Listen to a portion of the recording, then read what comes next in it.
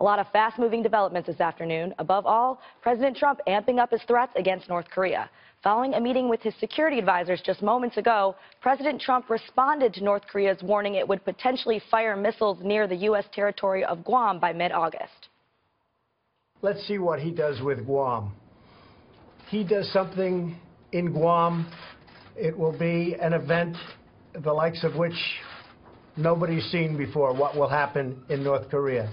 He's not going to go around threatening Guam, and he's not going to threaten the United States, and he's not going to threaten Japan, and he's not going to threaten South Korea. No, that's not a dare, as you say. That is a statement of fact. Earlier this afternoon, President Trump doubled down on his previous fire and fury statement against North Korea. Frankly, the people that were questioning that statement, was it too tough? Maybe it wasn't tough enough. What they've been doing and what they've been getting away with is a tragedy, and it can't be allowed. Thoughts on the fire and fury, Dagan? What did you think about it?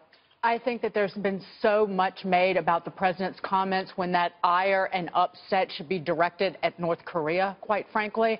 And I think that you're hearing from President Trump, all of his advisors, all of his cabinet secretaries, that there is the approach of telling North Korea and the rest of the world that we have a military option available, but also using sanctions and diplomacy as well. It's a two-pronged approach. If you're going to use carrots, you have to use sticks, and that's exactly what the president's talking about. I am very mad at North Korea, Lisa, but I also am concerned about that.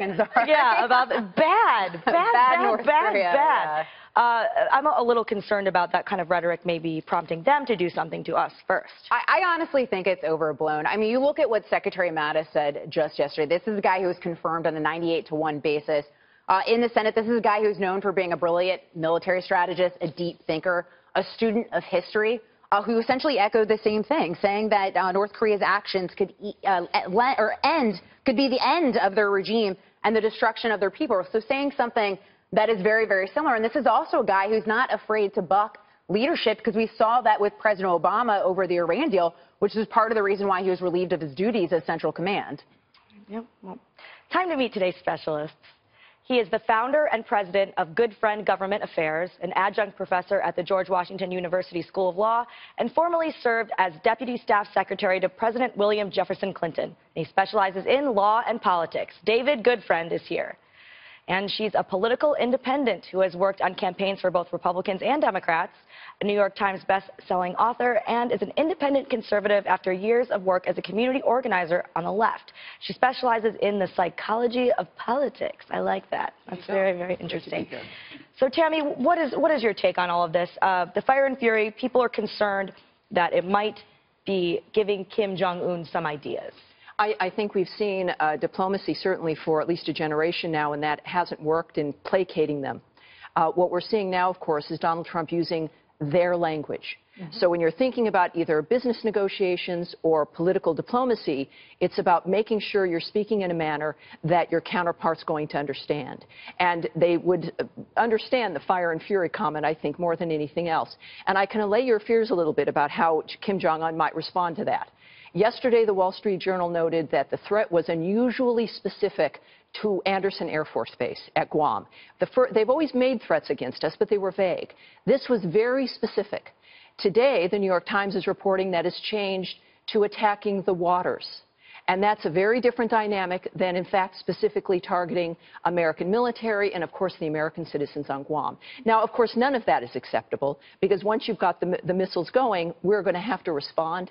But when it comes to rhetoric and what the North Koreans would understand, this is the point that had to be made, which is that he is not Obama, he's not Clinton, he's not Bush.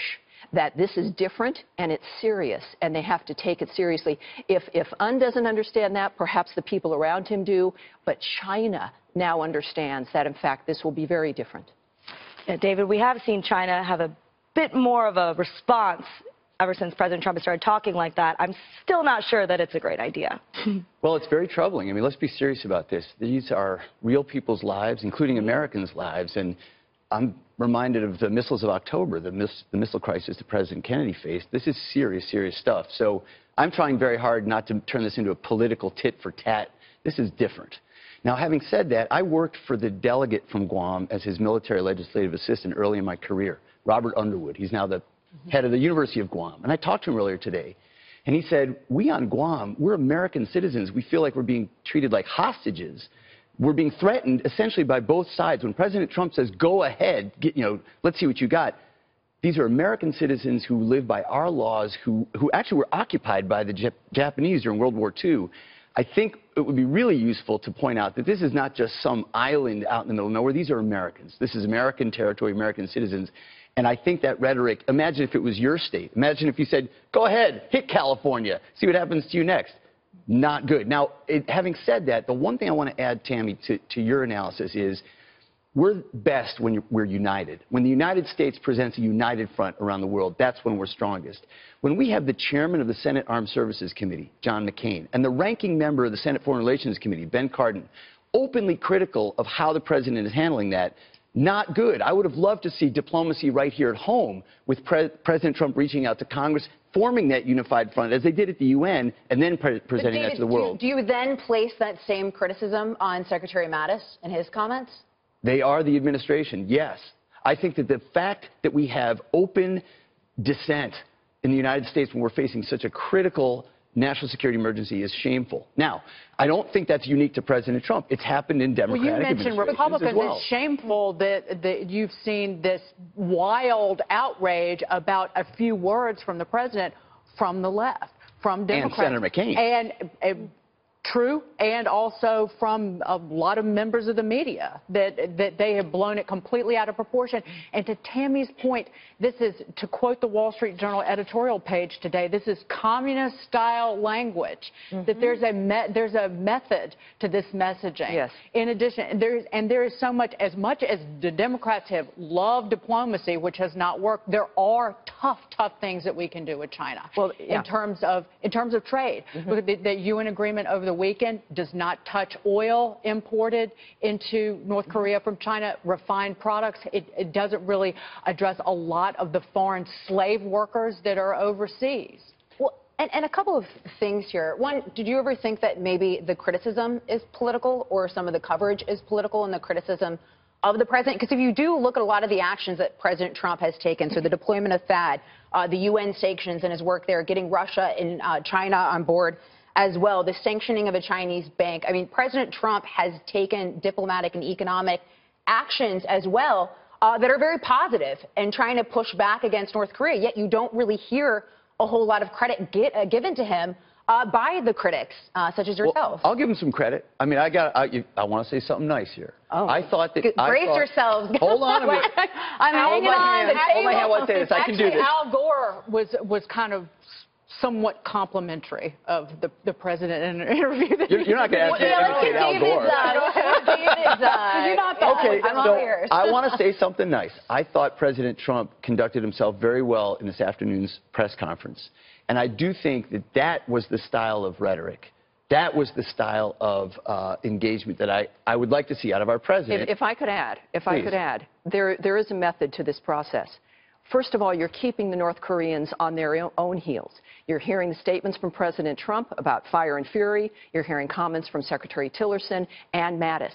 And so one thing President Trump said even during the campaign and recently is he doesn't want to telegraph exactly what we're going to do, but there has to be a verbal response to the North Koreans because that's what they do understand.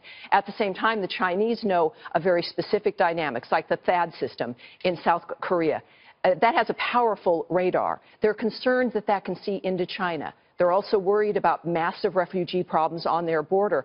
A few months ago, they moved tens of thousands of troops to the North Korean border. And if you have a unified Korea, they know that that means the United States will be on their border. So this is what China's concerned about. We fought a war about that. And we did, and it is a war that with Korea is still, it's not even over. It's under a ceasefire. So this is what I think the president has to realize, is that there's a lot of reasons for him to do nothing, but the biggest reason to do something is to end this madness, protect the United States, which means Guam as well. And the people of Guam know what's going on. They're in that region. But this is the first time that they've actually heard a man who is the commander-in-chief, who is governing versus placating the enemy. Lisa mentioned the sanction. It was on the Bank of Dandong in late June, I think, and that was kind of a tip of the hat, if you will. But there is so much more that we could do, the world could do, in secondary sanctions against financial institutions and companies in China that do business with North Korea. And even, Mike, to your point, Tammy, Mike Pompeo said in the Aspen Security Forum, this would have been in July, he was talking about separating, if you want to call it regime change, call it that. He was talking about separating Kim Jong-un from his missiles. It would be a great thing to denuclearize the peninsula, to get those weapons off of that. But the thing that is most dangerous about it is the character who holds the control over them today. So Pompeo was messaging that weeks ago. Well, and it's not just North Korea. It's they're working with Iran, which means Iran has this technology. You might cut off some money through the sanctions.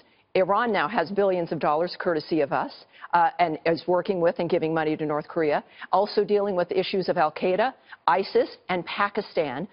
It's broader than North Korea at this point. The money comes in from multiple sources, money that we can't necessarily control. And it's obviously a very delicate problem. There's a lot of things that are involved, which, Lisa, is why I think that so many people were kind of thrown off by the fire and fury comment, that it was all of a sudden just, whoa. If I hear any president, no matter who they are, no matter how I feel about them otherwise, saying something that seems like it could be interpreted as an incitement to nuclear war, I'm going to say, huh? What was that? And I'm going to be a little concerned. I agree. See, I really am. But I read that statement of him saying, if you attack the United States, be prepared for what's to come. Not saying we are going to he said if you preempt an attack from you. He used the word threat when he made that statement, and then they essentially threatened Guam. So I guess we should be, if he actually meant what he said, we should be going after them now, which I'm glad that we're not, and I don't think that we should. I think that there's a heightened tension and a heightened sense of